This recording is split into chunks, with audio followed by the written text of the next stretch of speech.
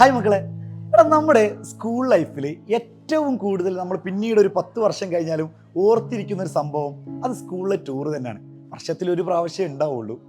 ഒരു 10 വർഷം കഴിഞ്ഞാലും അല്ലെങ്കിൽ എത്ര വർഷം കഴിഞ്ഞാലും നമുക്ക് അന്ന് നടന്ന പല തമാശകൾ, പല രസകരമായ സംഭവങ്ങൾ, എന്തൊക്കെയുണ്ടോ ഒരാളെ കളിയാക്കലുകൾ, അവിടെ ടീച്ചർ എന്നോ അല്ലെങ്കിൽ അവിടെ സ്റ്റുഡൻസ് എന്നോ അല്ലെങ്കിൽ മറ്റുള്ള ആരൊക്കെ വരുന്നുണ്ടോ അവരെല്ലാവരും ഒരു ഇക്വാലിറ്റി വരുന്നൊരു സംഭവമാണ്.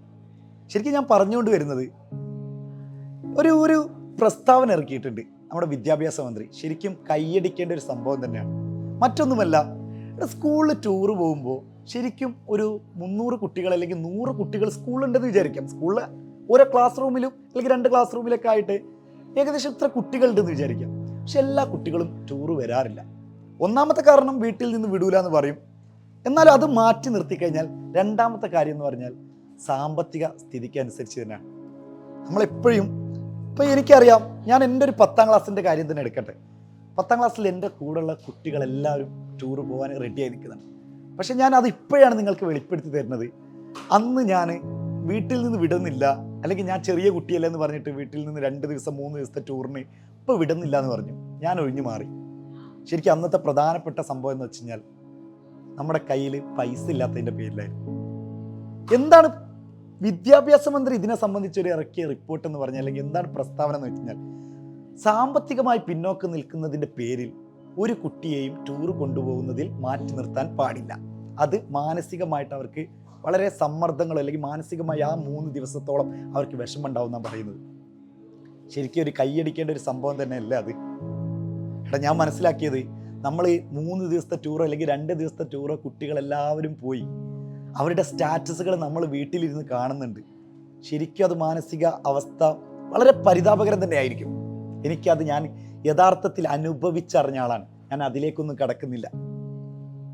നമ്മൾ മനസ്സിലാക്കേണ്ടത്, ശരിക്കും ആ പ്രസ്താവന പറയുന്നത് ചിലപ്പോൾ 5 ടീച്ചേഴ്സ് നിങ്ങളുടെ കൂടെ വരുന്നുണ്ടാവും. അപ്പോൾ അവർക്ക് ഫ്രീ ആണ്. സംഭവം ശരിയാണ്, അവർക്ക് നിങ്ങളുടെ കൂടെ വരേണ്ട ആവശ്യമില്ല, പൈസ കൊടുത്ത് വരേണ്ട ആവശ്യമില്ല. എല്ലാ കൊല്ലം ഇതിങ്ങനെ പൈസ കൊടുത്തു പോകാൻ ടീച്ചേഴ്സിന് എന്തെന്ന് ചോദിക്കും. പക്ഷെ ഞാൻ എൻ്റെ ടീച്ചേഴ്സിനോട് ഒരു കാര്യം പറയട്ടെ, ഒരു സ്കൂളിൽ ചിലപ്പോൾ മാക്സിമം വരുന്നുണ്ടാവുക ഒരു 10 കുട്ടികളായിരിക്കും സാമ്പത്തികമായി വളരെ പിന്നോക്കം നിൽക്കുന്ന കുട്ടികളുണ്ടാവാം. നമ്മൾ അവരെ കൂടി ഒന്ന് ചേർത്ത് പിടിച്ചൂടെ? ശരിക്കും ഒന്ന് ആലോചിച്ച് നോക്കാം. നമ്മുടെ സാലറിയുടെ, ഞാൻ ഒരിക്കലും ഇത് ടീച്ചേഴ്സിനോട് ഇത് നിർബന്ധമായിട്ട് കൊടുക്കണമെന്നൊന്നും പറയുന്നില്ല. ഇത് ശരിക്കും എന്ത് വേണമെങ്കിലും നിങ്ങൾക്ക് പറയാം. പക്ഷേ നിങ്ങളൊന്ന് ആലോചിച്ച് നോക്കാം, ശരിക്കും നമ്മുടെ സാലറിയിൽ നിന്ന് ചെറിയൊരു തുക ആ ഒരു 10 കുട്ടികൾക്കോ അല്ലെങ്കിൽ 15 കുട്ടികൾക്കോ ആ ടീച്ചേഴ്സ് ഒന്ന് മാറ്റി വെച്ച് കഴിഞ്ഞാൽ അവരെയും കൂടി നമ്മുടെ സന്തോഷത്തിൽ പങ്കു ചേർക്കാൻ പറ്റും. ശരിക്കും അങ്ങനെ പങ്കു ചേർക്കുമ്പോൾ ഒരു 10 വർഷം കഴിയുമ്പോഴും ആ കുട്ടികൾ ഇങ്ങനെ ആലോചിക്കും, പൈസ ഇല്ലാത്തതിൻ്റെ പേരിൽ ഒരു ടീച്ചേഴ്സ് എന്നെ മാറ്റി നിർത്തിപ്പെട്ടിട്ടില്ല, ഞാനും അവരുടെ കൂടെ സന്തോഷവാനായി ആ 3 ദിവസത്തെ ട്രിപ്പിൽ ഞാനും പങ്കാളിയായിരുന്നു. ശരിക്കും അതല്ല വേണ്ടത്.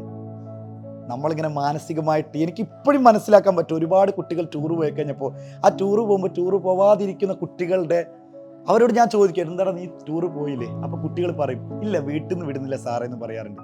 എന്താ പ്രശ്നം എന്താന്ന് ചോദിക്കുമ്പോൾ, ഇല്ല സാറേ വീട്ടിൽ നിന്ന് 3 ദിവസത്തെ ടൂറ് വിടൂല, സ്റ്റേ ഉണ്ട്, അതുകൊണ്ട് ഉമ്മക്ക് ശരിക്കും ഉമ്മക്ക് താല്പര്യമില്ല, അല്ലെങ്കിൽ അച്ഛന് താല്പര്യമില്ല, അമ്മക്ക് താല്പര്യമില്ല എന്നൊക്കെ പറഞ്ഞിട്ട് ഓരോരുത്തർ മെസ്സേജ് അയക്കും. ശരിക്കും ഞാനും ഇതേപോലെ തന്നെ ആയിരുന്നു 10ാം ക്ലാസ്സിൽ നിന്ന് പറഞ്ഞുകൊണ്ടിരുന്നത്. എൻ്റെ അമ്മക്ക് താല്പര്യമില്ല, അല്ലെങ്കിൽ വീട്ടുകാർ വിടുന്നില്ല എന്ന് പറഞ്ഞിട്ട്. ശരിക്കും എന്താണ് യാഥാർത്ഥ്യം എന്ന് പറഞ്ഞാൽ പൈസ ഇല്ലാത്തതിൻ്റെ പേരിൽ മാത്രം മാറിയതാണ്.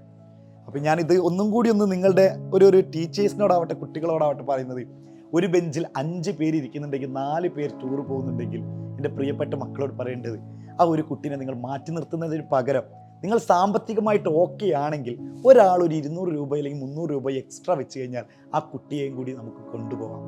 നമ്മുടെ സഹപാഠിയാണ്, നമ്മൾ ഉയർത്തേണ്ടവനാണ്, നമ്മൾ ചേർത്ത് പിടിക്കേണ്ടവനാണ്. ഒരിക്കലും സാമ്പത്തിക സ്ഥിതിക്കനുസരിച്ച് മാറ്റി നിർത്തപ്പെടേണ്ടവനല്ല നമ്മുടെ സുഹൃത്ത് എന്ന് പറയുന്നത്. ശരിക്കും വിദ്യാഭ്യാസ മന്ത്രിക്ക് ഒരു ബിഗ് സല്യൂട്ട്. Thank you.